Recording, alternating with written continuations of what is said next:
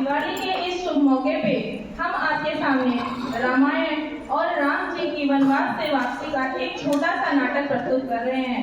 उम्मीद है धैर्यपूर्वक आप इस नाटक का मनोरंजन करें। बहुत समय पहले की बात है, सरयू नदी के किनारे अयोध्या नाम की नगरी व्याप्त थी। ये नगरी बहुत ही खुशहाल थी। यहाँ के राजा महाराज दशरथ थे।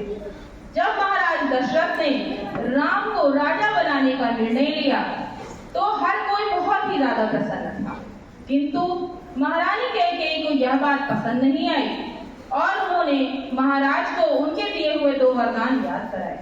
महाराज, क्या आपको स्मरण है, आपने बहुत समय पहले मुझे 2 वरदान दिए थे। आज मैं उन वरदानों को मांगती हूँ। मेरी पहली इच्छा है, मेरे पुत्र भरत को राज सिंहासन मिले और राम को 14 वर्षों का वनवास। यह सुनते हुए हर किसी को बहुत ही ज्यादा कष्ट होता है और माता पिता की आज्ञा लेते हुए राम जी, सीता माता और भ्राता लक्ष्मण वनवास की ओर चल देते हैं। वनवास की ओर जाते समय कुछ समय उन्होंने पंचवटी में उन्होंने अपना व्यतीत किया। एक बार जब माता सीता अपनी कुटी में कुछ कार्य कर रही थी, तब उन्होंने एक स्वर्ण मृग देखा। स्वर्ण मृग जो अति सुंदर था, जिसको देख करके माता सीता का मन मोह गया। उन्होंने कहा, रंग सुनहरा मृग अति सुंदर, सीता मन को भाए, कोई जाए अति शीघ्र इस मृग को ले आए। और सीता माता की इन बातों को सुनते हुए प्रभु श्री राम मृग के पीछे उसको पकड़ने चले जाते हैं।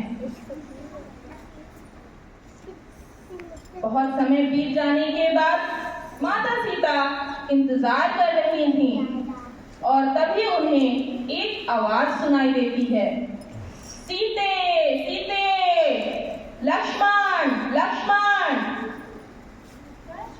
लक्ष्मण, क्या तुमने अपने भ्राता की आवाज सुनी? हे माते, मुझे ऐसी कोई भी आवाज नहीं सुनाई दी। अति शीघ्र जाओ, तुम्हारे भ्राता को आवश्यकता है। हे माँ, जैसी आपकी आज्ञा।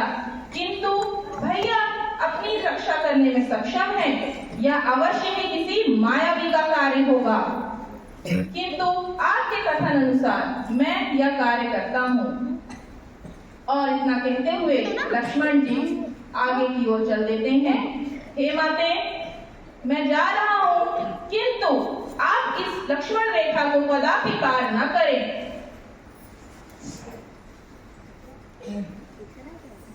तभी वहां पे दुष्ट रावण आ जाता है।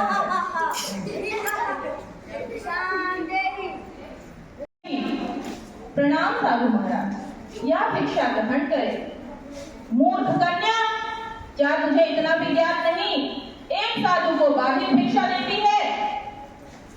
मेरा इतना अनादर नहीं चाहिए तेरी भिक्षा, मैं जा रहा हूँ। रुके महाराज, ले मैं यह भिक्षा आपको देती हूँ।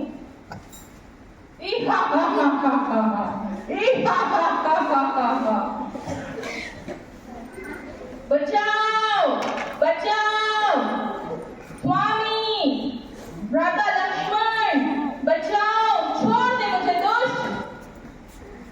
कुटी में वापस आते हैं और माता सीता को वहां ना पा करके व्याकुल हो जाते हैं। माता सीता को वो इधर उधर खोजने लगते हैं और दुखी हो जाते हैं। भैया लक्ष्मण उनको संभालते हैं और फिर वो दोनों माता सीता की खोज में निकल जाते हैं। माता सीता को खोजते हुए उन्हें हनुमान जी मिलते हैं, जो कि वहां पे प्रभु श्री राम के आने का इंतजार कर रहे थे। दोनों का मिलाप होता है और प्रभु से आज्ञा लेकर के हनुमान जी माता सीता को खोजने लंका की ओर चल देते हैं। लंका पहुंच करके पूरी लंका यत्र तत्र सर्वत्र उन्होंने उसको नष्ट कर दिया। पूरी अशोक वाटिका को उन्होंने ध्वस्त कर दिया और रावण की लंका में आग लगा देते हैं। तत्पश्चात वह दिन आ जाता है जिस दिन रावण और राम का युद्ध होता है। अत्यधिक भीषण युद्ध होता है, समस्त संसार के राक्षस, और यह युद्ध कई दिनों तक चलता है। भीषण युद्ध के पश्चात रावण का वध होता है और रावण मृत्युशैया को प्राप्त करता है। पुनः अच्छाई की बुराई पे जीत होती है और यह दिन दशहरा के रूप में मनाया जाता है। श्री राम माता सीता से मिलते हैं और 14 वर्ष वनवास के पूर्ण करने के बाद प्रभु श्री राम अयोध्या वापस आते हैं और इस दिन को बड़े ही हर्ष और उल्लास के साथ समस्त नगरी में दीप प्रज्वलित कर करके और दिवाली के रूप में मनाया जाता है और हर कोई इस दिन बहुत ही ज्यादा खुशी होता है।